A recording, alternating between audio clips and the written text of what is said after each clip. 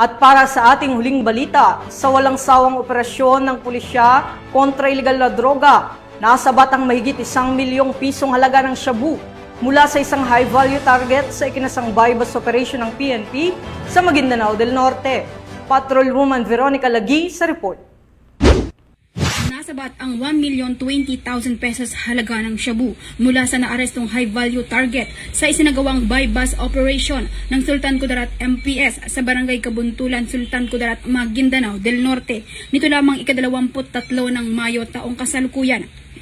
Kinilala ni Police Lieutenant Colonel Esmael A. Madina, officer in charge ng Sultan Kudarat MPS, ang suspect na si alias Soy, high-value target, 42 anyos na residente ng Barangay Kitango, Dato Saudi Amputuan, Maguindanao del Sur. Nagkaroon kami ng drug bypass operation joint, and then in coordination with our barangay officials sa Barangay Kabuntulan. And then we successfully we apprehended itong isang individual. Then meron tayong we confiscated 150 grams more or less. That is amounting to 1,020,000 pesos. Dadalhin natin sa estasyon para mai-prepare natin yung karampatang kaso against the suspect.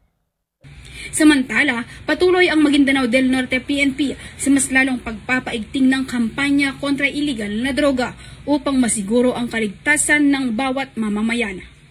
Mula rito sa rehiyon ng Bangsamoro, ako si Patrolwoman Veronica Lagi, nagbabalita para sa Police News Network, alagad ng batas, taga-taguyod ng balitang pulis. Maraming salamat, Patrolwoman Lagi.